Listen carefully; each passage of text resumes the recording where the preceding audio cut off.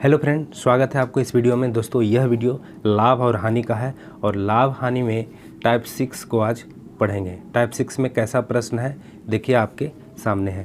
ए ने एक cycle B को 20% लाभ पर बेचा तथा बी ने उसे सी को 25% लाभ पर बेचा।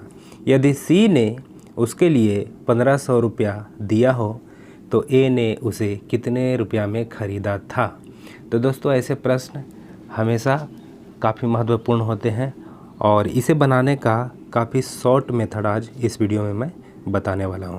तो चलिए शुरू करते हैं। दोस्तों, आपको बस ये ध्यान देना है कि यहाँ पर 3 व्यक्ति है, ए, बी और सी, और प्रत्येक व्यक्ति जो है एक दूसरे को बेच रहा है सामान। ए बेच रहा है बी को और बी बेच रहा है सी को, और ये तीनों आपस में खरीद रहा। ए खरीदा होगा, बी खरीदा होगा ए से और सी खरीदा होगा बी से।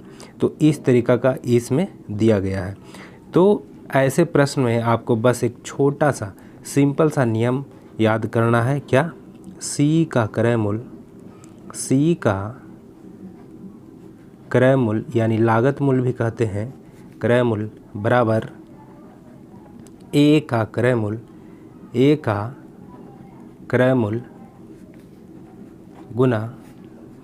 अब यहाँ पर आपको करना है, देखिए, लाभ पर 100 से बढ़ाकर गुना कर देना है। 20% लाभ है तो 120/100। अगला बार क्या है? 25% लाभ है तो यहाँ पर कर देना है गुना में 125/100।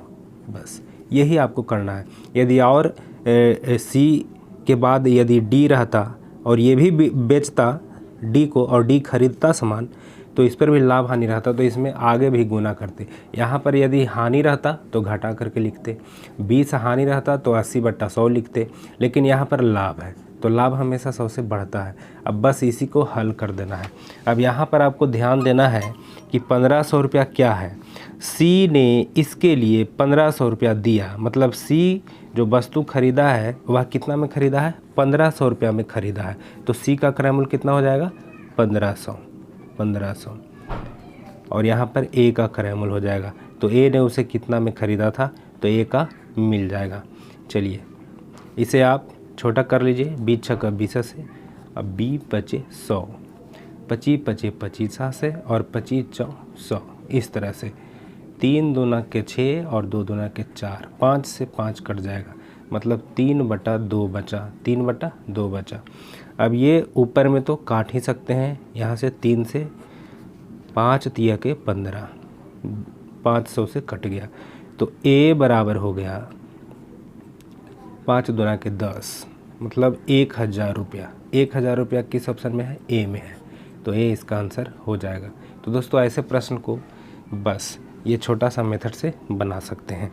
बस आपको ध्यान में रखना है कि सी का, देखिए लास्ट में जो व्यक्ति आता है ना, लास्ट में सी के बाद डी भी आ सकता है।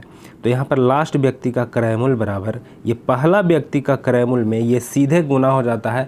लाभ में जितना लाभ रहेगा 100 से बढ़ करके गुना हो जाएगा यहाँ पर, अब बटा 100। हानि रहता तो घटा करके गुना करके बटा 100। चलिए इस तरह के प्रश्न और भी देखते हैं। दोस्तों, अगला प्रश्न भी स्क्रीन पर है। ए किसी वस्तु को 800 रुपया में खरीद कर 20% लाभ पर बी को बेच देता है। पुनः बी उसे 10% हानि पर सी को बेच देता है। सी का क्रय मूल्य ज्ञात कीजिए। सी का क्रय मूल्य ज्ञात कीजिए। देखिए, सी का क्रय मूल्य और ए का क्रय मूल्य दिया गया है 800। चूँकि ए किसी वस्तु को 800 रुपया में खरीदा था तो ए का क्रय मूल्य दिया गया है। सी का ज्ञात करना है तो सी का क्रय मूल्य बराबर डायरेक्ट ज्ञात कर दीजिए।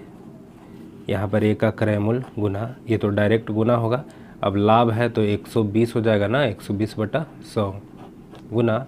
अब अगला बार क्या है? ये हानि है 10% का, तो 90/100। बस इसको हल करना है। 2 जीरो से 2 जीरो कट गया और 2 जीरो से 2 जीरो यहाँ भी कट गया। तो आंसर क्या आया? 8 गुने 12 गुने 9। बस यही तो करना है। 12 8 96, 96 गुने 9। चलिए गुना कर दीजिए। 9 छक्का 54 और 9 नमा 81 और 5 86। तो कितना हो गया?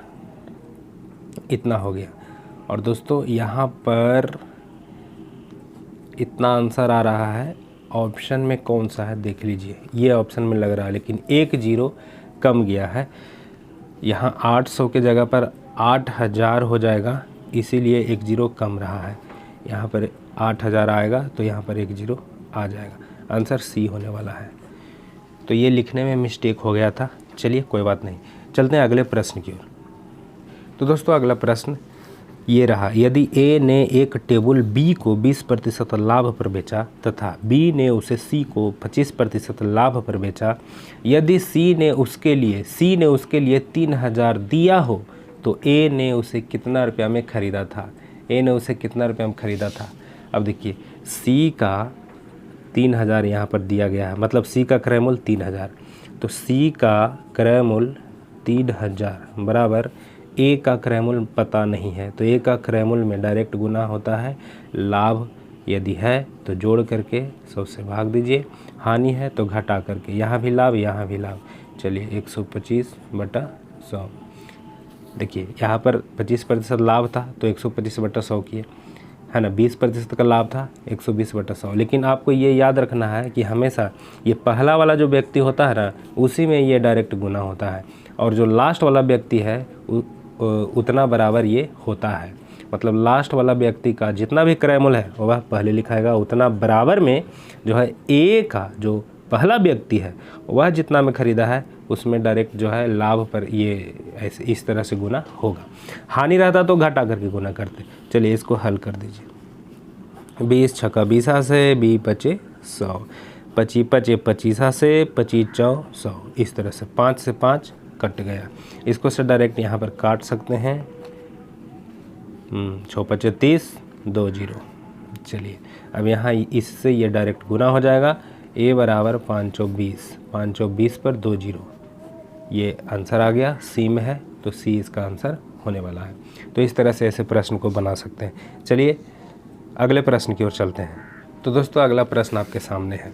ए एक घड़ी बी को 10% लाभ पर बेचा, बी ने उसे 10% हानि पर सी को दे देता है। यदि ए ने घड़ी 200 रुपया में ख़रीदा है, ए ने घड़ी 200 रुपया में ख़रीदा है, तो सी के लिए उसका लागत मूल्य क्या हो जाएगा। तो सी का लागत मूल्य ज्ञात करना है।